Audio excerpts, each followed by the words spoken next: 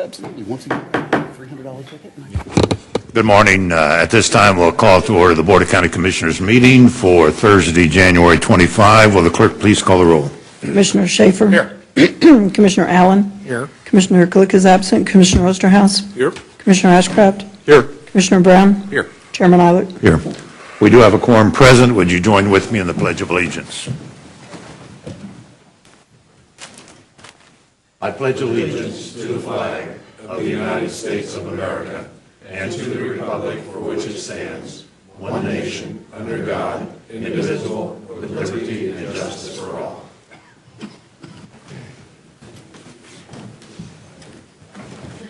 For those who are in attendance, if you have an electronic device, would ask that you turn it to silent mode or off so as not to interfere with our communications, electronic communications, as our meetings are streamed for anyone who chooses to watch the proceedings. We do not have any special recognitions to make this morning, so we will turn to the public comment portion of our agenda. If there's anyone present who would like to address the Commission on an item which does not later appear on the agenda, would invite you to the podium, state your name and address, limit your comments to 5 minutes, and we'll be glad to receive that information.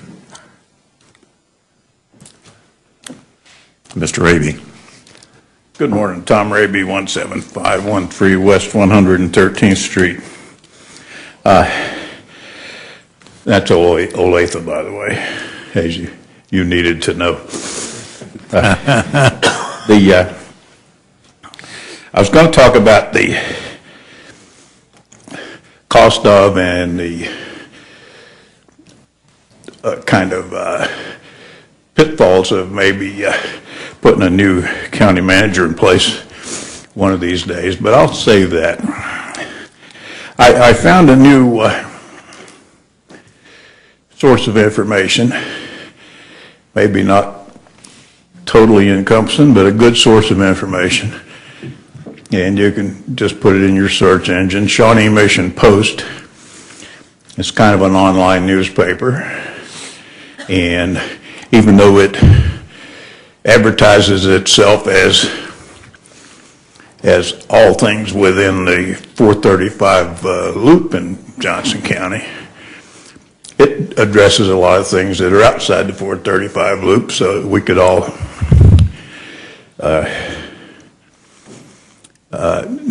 benefit from that information.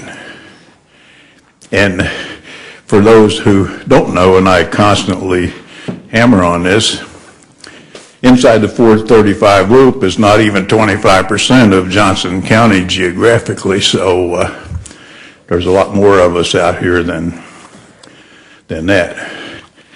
And so anyway, I found this to be a good source of information because I fired the pitiful excuse for a newspaper some months ago, and my wife reads the obituaries online, and so dag, what else would you need it for at our age? I didn't think of it. I wore this cap the other day when I walked at the mall. It says KUSM, and they've changed their name. It's no longer, and I'll tell you why in a minute, or why they changed their name. But the thing is, it's Kansas City, I got city on the brain, Kansas Underground Salt Museum. And it's in Hutchinson, in town. And you can take an elevator 600 feet below ground and tour a monster salt mine. Acres and acres and acres and acres. And get your kids' nose out of their iPhone and take them down there, and they can learn a lot. It's quite interesting. But I do think that they changed the name because somebody thought this was something kinky in Lawrence. Thank you. Okay. Thank you, Tom. Is there anyone else? All right, if there's no one else to be heard, the public comment portion of our agenda is concluded. You're right about the salt mines. I think several of us have visited those facilities in the past, and very, very interesting. I'm going to ask Tim DeWeese to come to the podium. Tim is director of the Johnson County Mental Health Agency.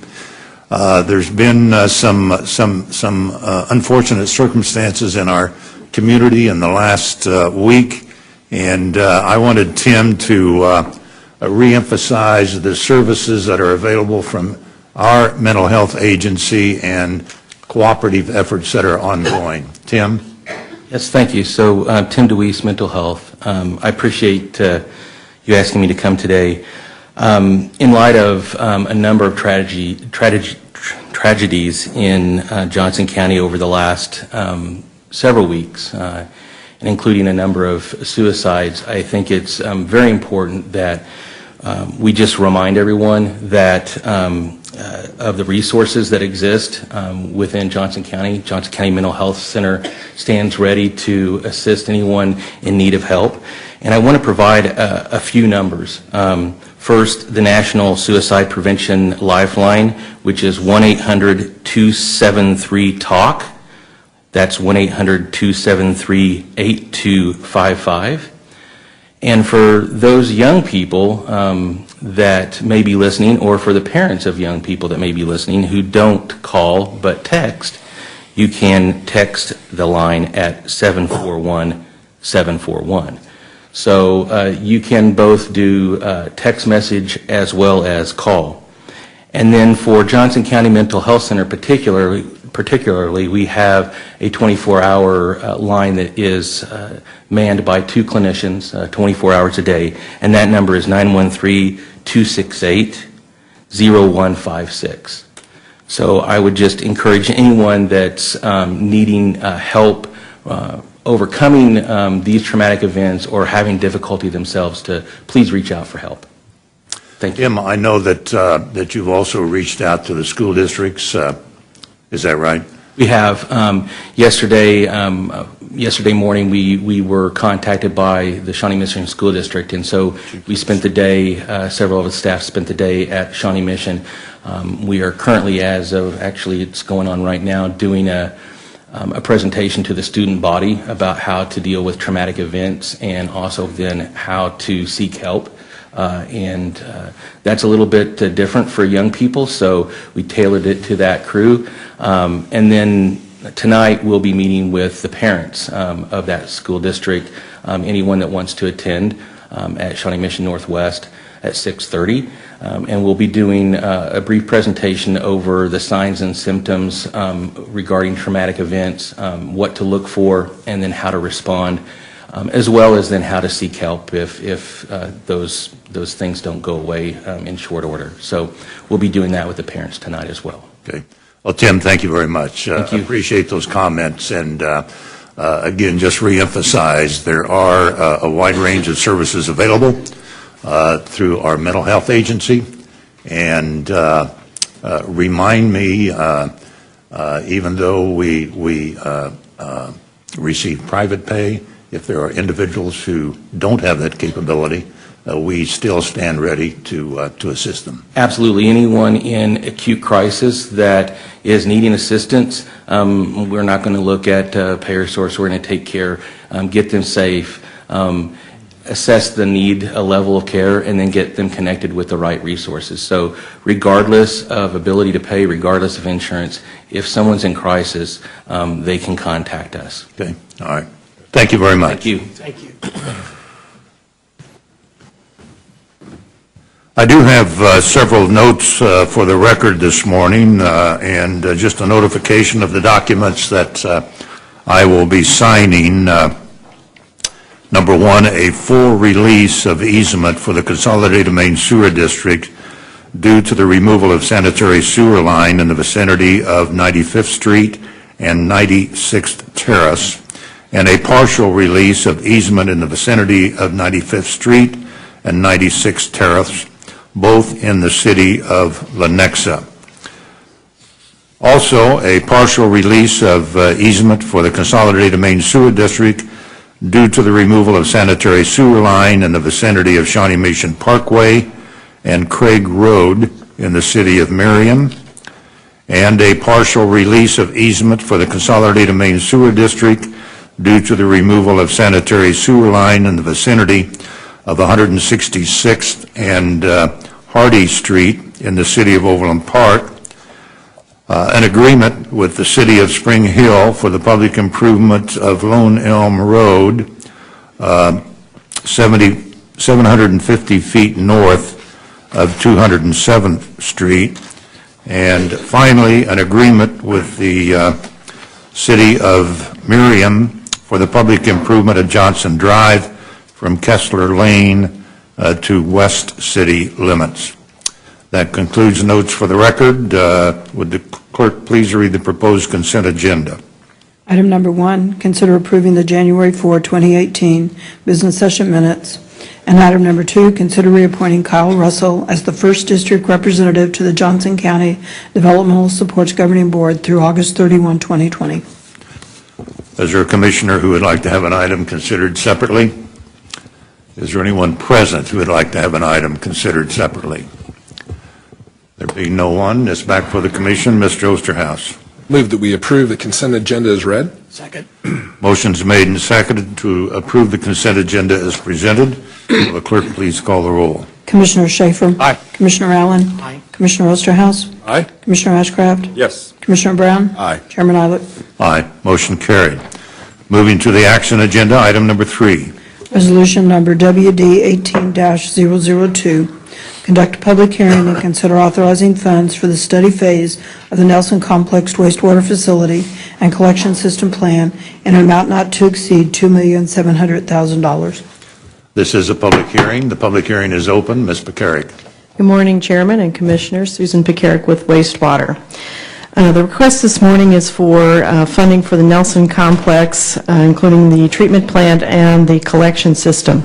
The Nelson Complex is a trickling filter plant. It's located roughly southeast of the intersection of I-35 and Lamar. So orienting on the map here that's on the screen, we've got I-35 running in the northwest corner of the map, and then this is Lamar Avenue here on the west side. The plant itself is outlined here by the yellow boundary. The Nelson Complex is the oldest treatment plant we have in our system. It dates back to 1945. It was constructed to serve the northeastern portion of Johnson County.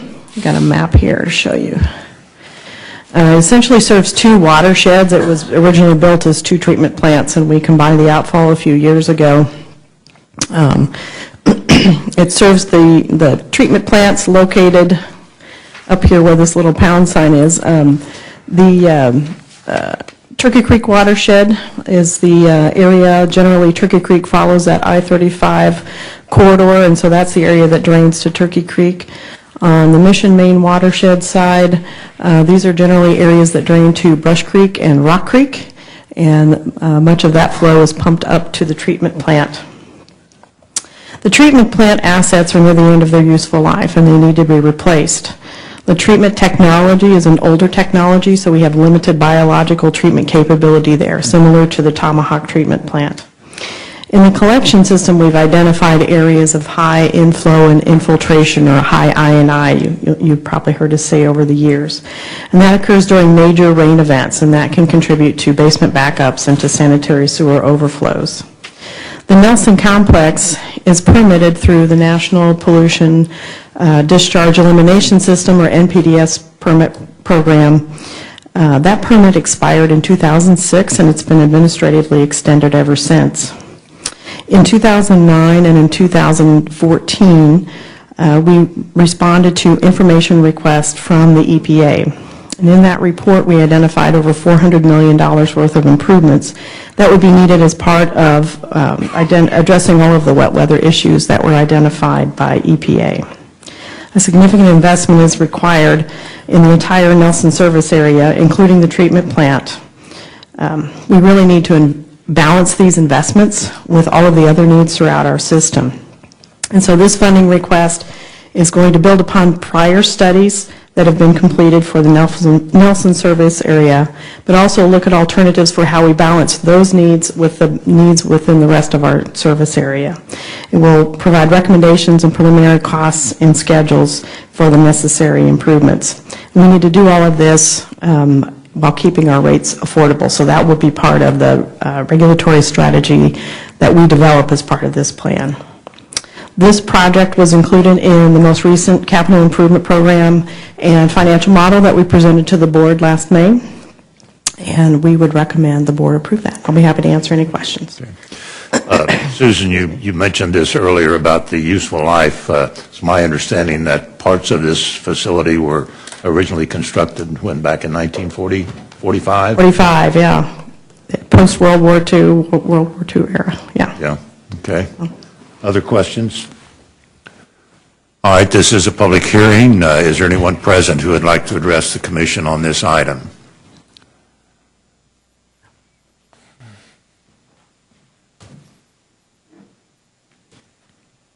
Chairman, Commissioners, my name is Jeff Harkness, 9407 Blue Jacket, that's in Overland Park.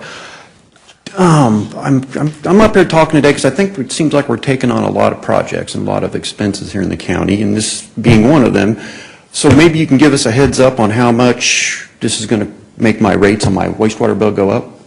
You have any idea at this point, or is that something? Well, I'll ask Susan to respond to that. I think it's been built into our longer-term rate structure, but Susan, you can answer that specifically. That's correct. We have the costs included in our financial model, and as we project out, we've been looking out over the 10-year horizon as we've been presenting to the board over the last few years. On average, over the 10 years, we're about 6.4%. That ranges anywhere from 5% to just below 8%. And so the project we're talking about here is included in that financial model. Right. Okay. Thank you. Well, That answer your question? Yes, but I've noticed the CIP program it looks like they have annual renewal clauses in it. They're going up on a regular basis for wastewater. I'm sorry, I didn't. No, the CIP program seems like it goes up every year. I've noticed pretty much every capital improvement project in wastewater goes up Well, every year. the fact of the matter, one of the basic responsibilities in building communities and maintaining communities is the wastewater system.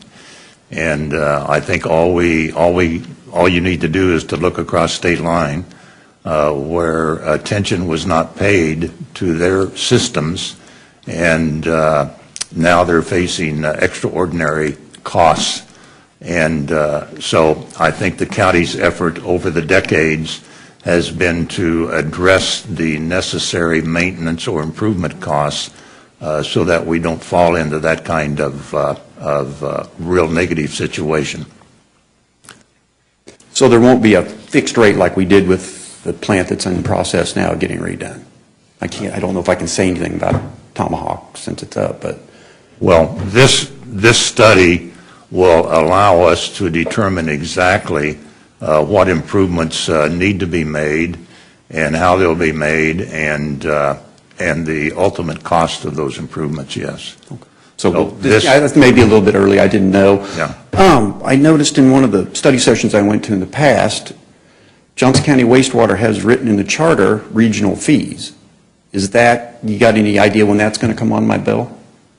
Is that going to be when we ship all our waste over to Kansas City, Missouri? I'm not sure that I understand. As far as the Tomahawk plant is concerned, that plant is scheduled to be rebuilt. When it begins to be rebuilt, then the flow that's processed by that plant will all go to Kansas City, Missouri, until the new plant is completed. Was that your question? Well, I noticed that there was 5 ways to finance wastewater in Johnson County service area, Johnson County wastewater, and I noticed one of them was a regional fee. Now, I don't know. Susan, I'm not tracking there. I might also defer to Don Jarrett, but my understanding is we don't have any regional fees. We fund the work that we do through the Consolidated Main Sewer District. There are lateral sewer districts, and those folks, as they're formed, that's done through a petition process. So, for example, if a lateral sewer district is formed, they may have costs that they incur as part of paying for their lateral sewer district, so to build their sewers, not the sewers that the consolidated main sewer district, but that's not what I would, that's not really a regional fee. That's based on petition. All right. Thank you. Okay, no, when I saw that here a few years back, I just figured this might be the time to ask Okay, about it. all right. I know next week, in the presidential's address, State of the Union, he's talking infrastructure being basically at the local level. So I guess maybe I'm a little week early, but we'll see what happens then. Thanks. All right, thank you. Mr. Allen, Susan, on this project, if this does move forward, this is over a very extended period of time. This is looking forward 10, 15 years to do this project. So it's not something that would be done all at, Correct. I mean, we're obviously, what we discussed previously is that, the idea of developing this integrated plan so we can really prioritize the dollars and really, and stakeholders are a part of that process. We really want to focus our dollars where we're getting essentially the most bang for the buck. So in other words, we want to have the most water quality benefit for where we're spending our dollars. And we want that plan to spread out and meet our financial goals and keep our rates affordable. So as part of that, we would even look at having a plan that's 25 or 30 years. I mean, those are the kinds of things that we're looking at. So. Thank you. all right. Eddie, is there anyone else who would like to address the commission on this item? Okay. Public hearing is closed. Mr. Ashcraft? Thank you, Mr. Chairman.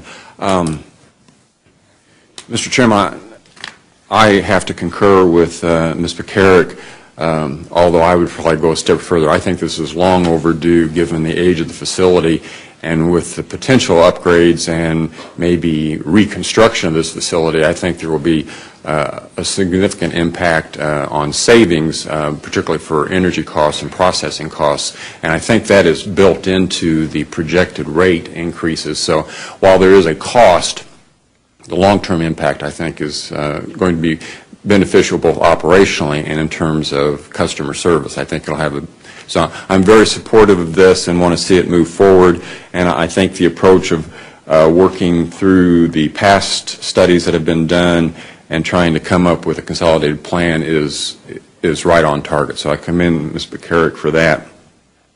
The question I had was if she could elaborate a little bit on the selection process. HDR is a reputable, strong firm, but the system that we use, we have a pool of engineers in which we draw from. I was wondering if you could elaborate in terms of why staff feel HDR is the best choice and who else was considered. Sure. So as part of the county's policies and procedures, there is a process known as request for proposals. I'm going to start a little bit before your question. So as part of that process, we issued a request for proposals for work. There's a collection system contract and there's a treatment and pumping asset renewal contract. And so firms submit proposals and compete as part of that process. Cost is, they submit rates, and a cost proposal is part of that process, typically for an example project. HDR was one of the firms that were selected in both the treatment and the collection system RFP process. We selected HDR to do the work for this study for a couple of reasons. For the collection system, they have been working on our Mill Creek collection system study. So the Mill Creek watershed, we have a wastewater treatment plant just north of the landfill. The Mill Creek watershed, the major interceptor that the Consolidated Main Sewer District constructed to serve that area, was built for 50% build out of that area, with the intent that at one point we would then be paralleling that interceptor and building another one for full build out of the Mill Creek watershed. We've reached the capacity of that interceptor. And so we have currently in our CIP had projected $44 million worth of improvements that are needed in that watershed. Through the collection system modeling strategies that HDR developed, we were able to reduce that projection to $27 million. So we're saving just over $27 million. So we're saving about $16 million. And we can push out building that parallel interceptor a few more years because that's going to be a fairly expensive and disruptive project. On the treatment side, they really have demonstrated performance for us.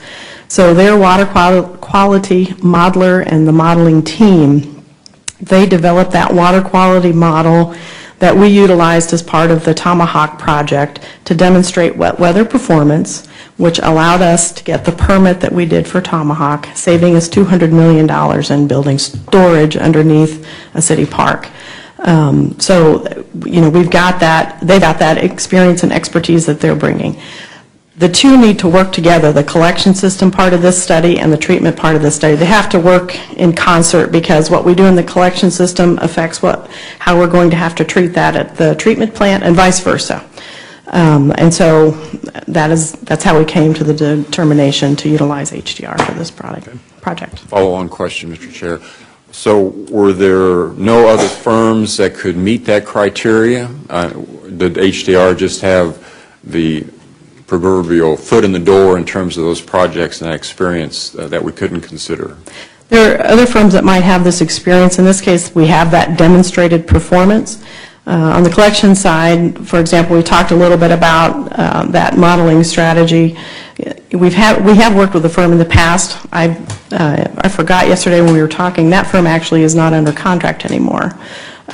So the process we actually went through for this, there were no other firms that had the capacity that we needed? No other firms in the contract pool, correct.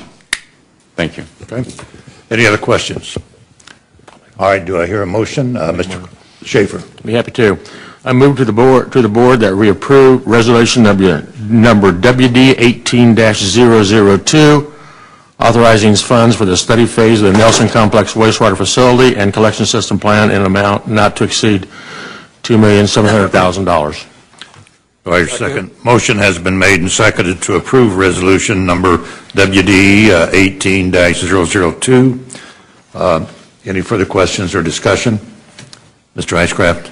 Thank you, Mr. Chairman. Mr. Chairman, while I support this project and this effort and really have no qualms with HDR as an engineering firm, I continue to have reservations about the selection process and the competitiveness of this process. And this is a $2.7 million contract, and it's going to be the first of many. And consequently, my vote will reflect those concerns. Any other comments? All right, clerk, please call the roll. Commissioner Schaefer? Aye. Commissioner Allen? Aye. Commissioner Osterhaus? Aye. Commissioner Ashcraft? No. Commissioner Brown? No. Chairman Eilert? Aye. Motion carried. Next item. Item number 4, resolution number WD 18-003. Conduct a public hearing and consider authorizing funds for the electrical utility distribution line relocation by Kansas City Power and Light at the Tomahawk Creek Wastewater Treatment Facility in an amount not to exceed $145,000, authorizing the board chairman to enter into an agreement with Kansas City Power and Light for the electrical distribution line relocation and granting the necessary easements for the distribution line relocation. Ms. McCarrick, this is a public hearing. The public hearing is open. Good morning, Chairman and Commissioners. Susan Pekarik with Wastewater. The Tomahawk project, the Tomahawk expansion project, design team's been working very diligently over the last several months, working to complete the design for the treatment plant expansion project. As part of that, the team's been working with utilities. As part of that process, I should say, the teams have been working with utilities, and they've identified 2 areas on the treatment plant site where KCP&L distribution lines, they need to be relocated. These lines are in areas where we have early work that are on the critical path for the construction project. And KCP&L has indicated to us that they have more crews available in the winter. And so we would like to go ahead and expedite this work so that we can reduce the risk of delaying the critical path construction project once that construction is underway. Also, as part of this, there are 2 easements that are needed for the relocated distribution line. So I'll show you here on the map, we have 2 areas. This is the Tomahawk treatment plant that you see here inside the yellow boundary. Along the north, you've got 435. Along the west side here, you've got Mission Road. You see a little bit of College here on the south side. And then Indian Creek runs along the south side of the treatment plant. The first area is on the northwestern corner of the treatment plant. Second area is on the eastern side of the treatment facility. And I'll skip down to the next figure here. So we're on the northwest corner. There is a junction box or distribution box where when the flow comes into the treatment facility, currently we split it. We treat some of the flow. The rest of that flow goes on to Kansas City, Missouri. When we go under construction, we will be diverting all of the flow to Kansas City, Missouri while we're constructing the new treatment plant. So as part of that, and you can see here this green line represents the existing. We're going to have to construct a new structure to route around so we can divert all that flow. So as part of that, this blue line and the blue shading you see here represent the new line that is needed, as well as the easement that's needed to get that out of the way. The junction structure to divert all the flow to Kansas City, Missouri will be one of the first things that needs to be done. One of the other things that needs to be done right away is the construction of what's called an overflow channel. This will be essentially a channel for flooding so that we can maintain our no rise throughout the construction project. Again, you see red lines that represent existing, green line here represents the existing that needs to be relocated. The blue represents where we're going to be relocating to with the new easements. This project was included as part of our capital improvement program and financial model that we showed the board last year, and I'll be happy to answer any questions. We would recommend proceeding with this.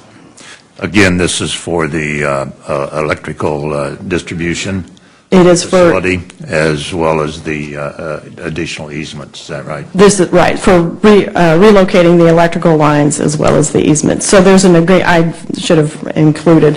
The request for this is $145,000. This includes KCP&L's cost estimate for doing this relocation, as well as some contingency for the project and our capital project administration fee. So this request includes the funding of $145,000, as well as authorizing the chairman to enter or to sign an agreement with KCP&L for this work. Questions? Mr. Ashcraft. Thank you, Mr. Chairman. Ms. McCarrick, you don't use the term, so this, I may misapply it, but this basically is a sole source arrangement. We have to work with KCP&L. Is that correct? I mean, no? Yes, we do. There's no other electrical provider here, I so thought you were yes. shaking your head no, that's why I was wondering. Unless you got another power company No, fair, in mind. No, I'm sorry, I didn't mean to be. No, that's Yes, okay. we do have. That's the only one we have. And you and your staff are satisfied with this costing? You think it's fair and reasonable? Yes, and the consultant design team's part of reviewing that cost with us. Thank you. Any other questions?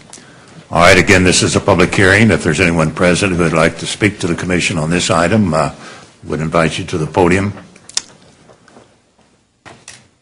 If there's no one to be heard, the public hearing is closed. It's back for the commission, and a motion would be in order. Mr. Schaefer. Thank you. I move that the board adopt resolution number WD 18-003, authorizing funds for the electrical utility distribution line relocation by Kansas City Power and Light at the Tomahawk Creek wastewater treatment facility in amount not to exceed $145,000, and authorizing the board chair to approve an agreement with Kansas City Power and Light for the electrical distribution line relocation and granting the necessary easements for the distribution line relocation.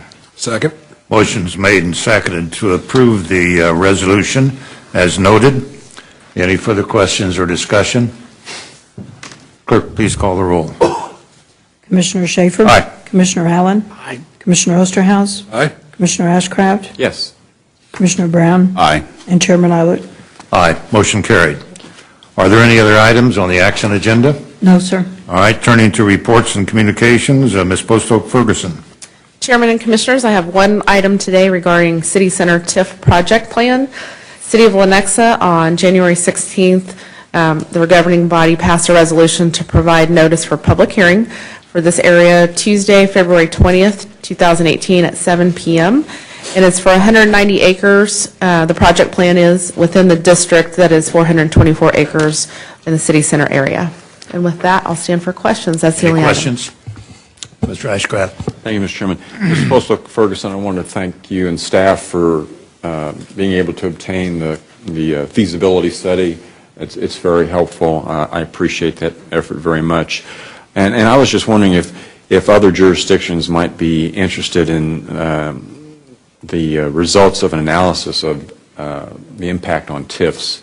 Is that anything that's ever been discussed with particularly the school districts and those that are impacted? And I know you're new in your role, but I'm just wondering if that's anything that we've ever discussed with school districts at kind of a joint request to look at this and the history on the impact. Do you know? I'm not aware of those discussions, but it doesn't mean it hasn't happened. Okay. And Christian A. Wise was responsible for getting the information. Every jurisdiction has the ability to ask for specific information. So, any other questions? All right, turning to legislative update. Cindy Green.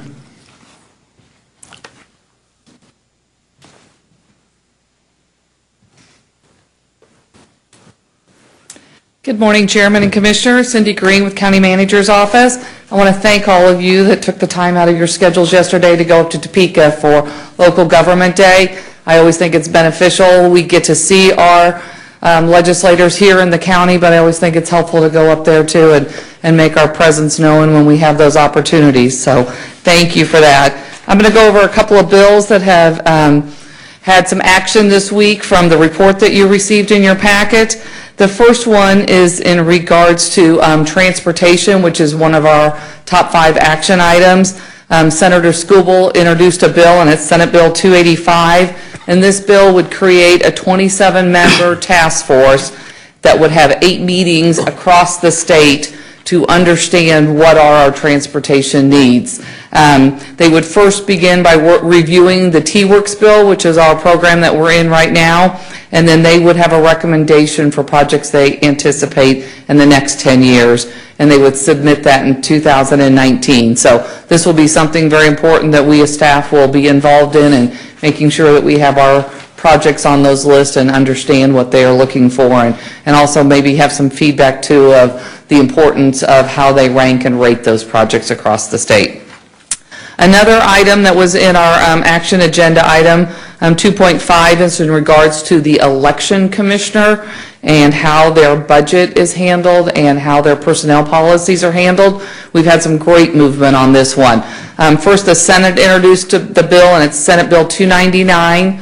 We just got word yesterday that there will be a hearing on that bill on February 6th, and the chairman has cleared his schedule so that he can be up there and will be testifying on our behalf, because again, we said this is one of our important topics that we think this one get some great movement this year. In addition, the House introduced an identical bill, and it's House Bill 2509. We have not had hearings set yet, but I have a meeting scheduled next week. I'm going to go meet with the chairwoman, Christy Williams, who is a former mayor and understands local government. So we're hopeful that we get good progress there and that we get a bill out of both the House and Senate and get something passed and signed to the governor this year.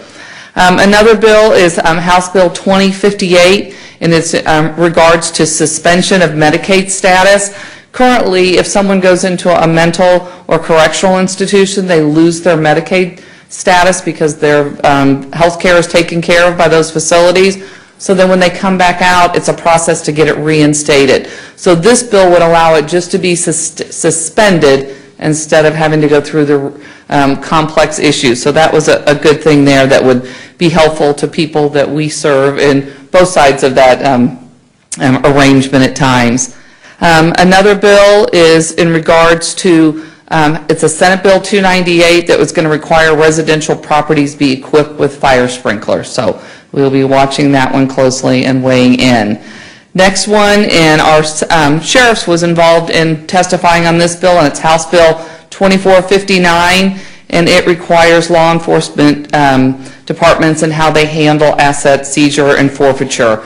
Our stance from the Sheriff's Department was neutral, but I do know that this was a compromise bill from a variety of people that have been studying this issue for the last year and a half. and the League and the KAC both supported this bill and provided testimony as such.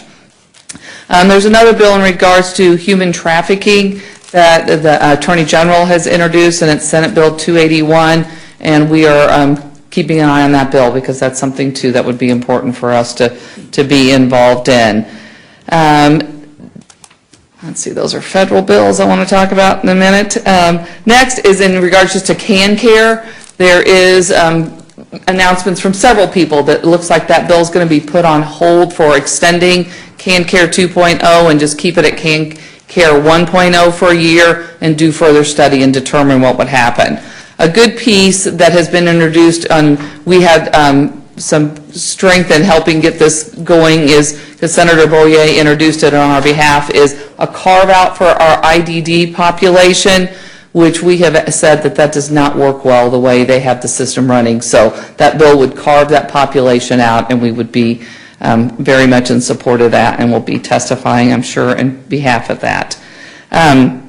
The State Finance Council did approve a vote of 6-3 this week to build a new prison. There's been a lot of controversy surrounding this, and so Senator Jim Denning is actually going to introduce a bill that would prevent privatization of our corrections facility. So we will be following that one.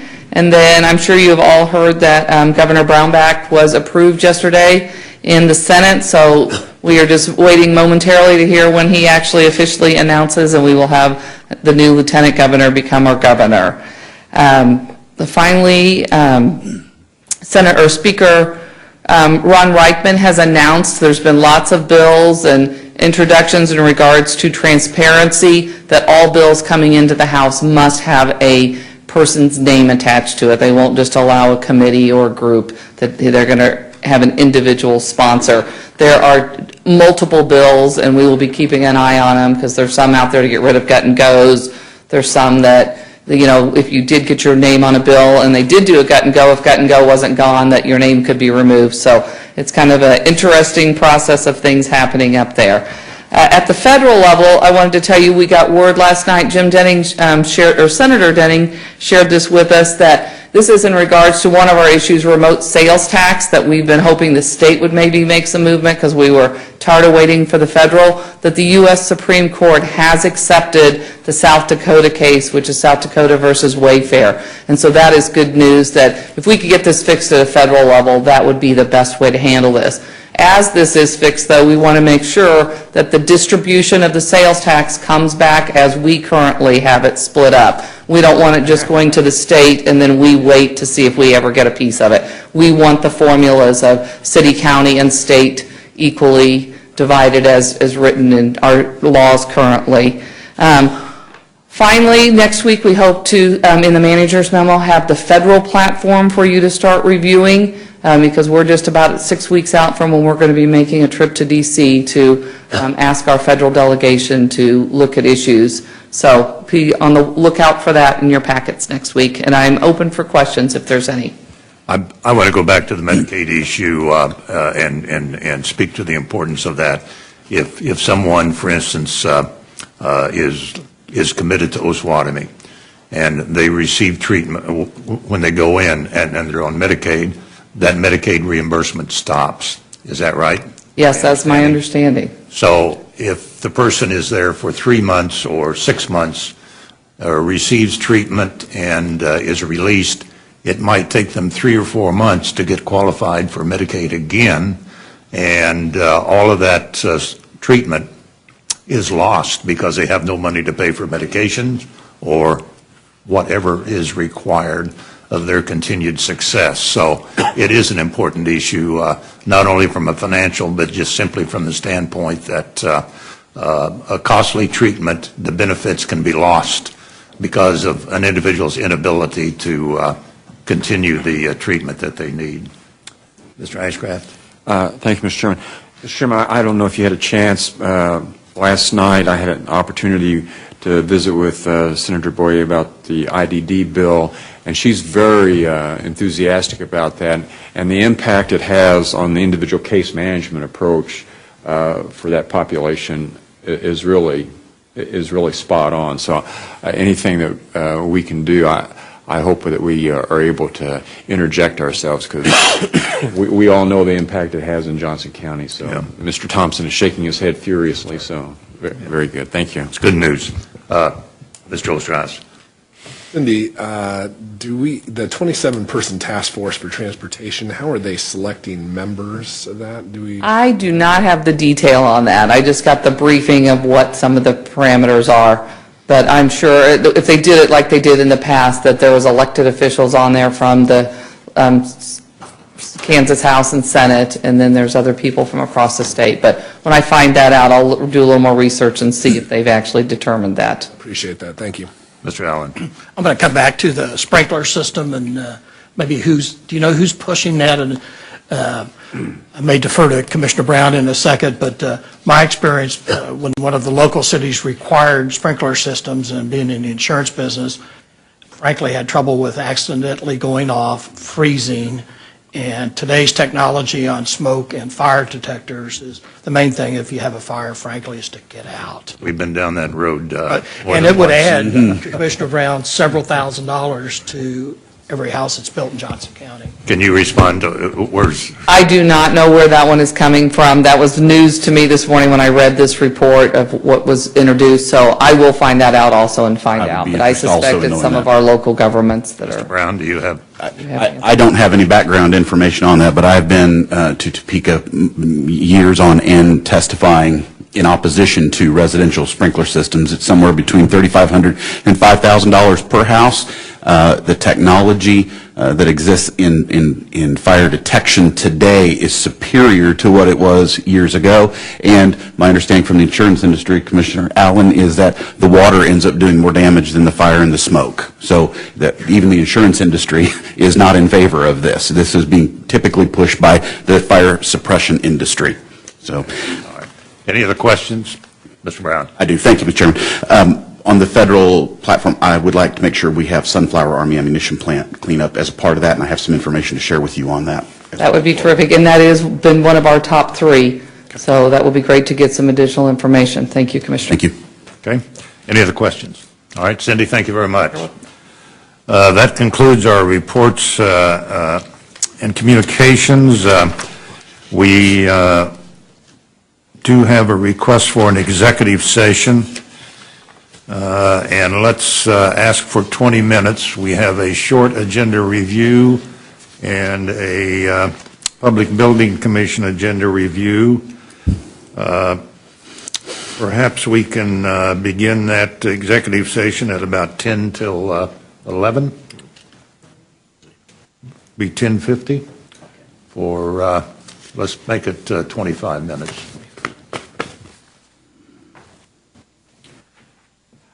I would move that the board recess its open meeting and convene an executive session at approximately 10:50 a.m. for a period of 25 minutes for the purpose of receiving the advice of counsel and to protect attorney-client confidentiality, and to reconvene in open session in this room at approximately 11:15 a.m. or as soon thereafter as the executive session may end. Second. Motion's made and seconded to approve the request for the executive session. Will the clerk please call the roll? Commissioner Schaefer? Aye. Commissioner Allen? Aye. Commissioner Osterhaus? Aye. Commissioner Ashcraft? Yes. Commissioner Brown? Aye. Chairman Eilert? Aye. Request has been approved. Turning to commission comments, Mr. Brown. Thank you, Chairman. As we started out this meeting with Tim DeWeese in Mental Health talking about the suicide issue, having 3 teenagers that live at home, that hits incredibly close to home. In fact, just right across the hallway from me. I also graduated from Shawnee Mission Northwest, so I have a connection in that, and it's startling and it's saddening, and I wish that we had a better solution to how to get in front of that problem. I wish that I was smart enough to come up with that solution. And then on a bit happier note, the commissioner immediately to my left turned 29 yesterday, and happy birthday. Thank you. So noted. Mr. Osterhaus. Mr. Chairman, and thank you, Mr. Brown, for the well wishes. I'll too echo the sentiments on the suicide. There's always opportunities for help, and For a short period of my life, I was a youth minister, and I know that teens today are going through things that we just didn't even think about growing up, and so I just want people to know there is opportunities for help out there, and to call those numbers that Tim gave us at the beginning of the meeting if you're in that situation. I want to thank Senator Boyer and Senator Brett Parker for their work yesterday. We were up for Legislative Day, most of us, and had a great opportunity to speak with them. And we mentioned Barb and the carve out for IDD, but also, Brett is willing to run a lot of stuff for us as well that is part of our legislative platform. So I thank him for his involvement as well. And then finally, in front of your dais, I put a little pin about ending polio now. I had the opportunity to venture into districts 1 and 3 today to speak to the Leawood Rotary Club this morning. And one of their big issues, the initiatives that the Rotary Club puts out, is ending polio. And they had 22 cases worldwide of polio. And so far this year, they have 0. So I thought that was some really great information. They partner with Bill and Melinda Gates Foundation, and they match, I think, 2-to-1 the donations that Rotary puts in. So some great work there. Had an opportunity to talk about the triangle tax for our higher education. We don't often do a lot with as far as education goes, but one of the things we do as far as education here from the DS is the triangle tax and the overseeing of that. And so I'm proud to be the representative for the commission on that, and had a great opportunity this morning to speak to the Leawood Rotarians about that and the efforts that they're doing at those 3 institutes of higher education. So thank you. Very good, Mr. Allen. Real quickly, I just want to follow up. The Mid-America Regional Council has a call for projects with a deadline coming up, and would sure like to see Johnson County to submit a project specifically for 75th and I-35. Okay, very good. Mr. Ashcraft. Only one comment. I will piggyback on what Commissioner Brown said. If you've ever had a friend that has taken that route, it's devastating, and then you second guess yourself and like, oh, I should have seen that, I should have known that, I should have done something different. There are impacts on the family, but also on the friends and acquaintances, and I know Tim and Mr. Deweese and his staff are very sensitive to that and work with families and friends, and particularly when it's in the schools, it's tough. So I thank Mr. Deweese for those efforts, and I wish he didn't have to do it. Thank you, Mr. Schaefer. Nothing to add, thank you. All right, I just have a couple of items. Several of us will be attending the Leawood State of the City Address, which will be Wednesday, January 31 at 11:30 a.m. in a facility at the Church of the Resurrection. We have the request for the executive session, so that concludes the items on our regular agenda. We'll take a short break, come back for agenda review, followed by agenda review for the Public Building Commission. Thank you all. Thank you, Mr. Chair.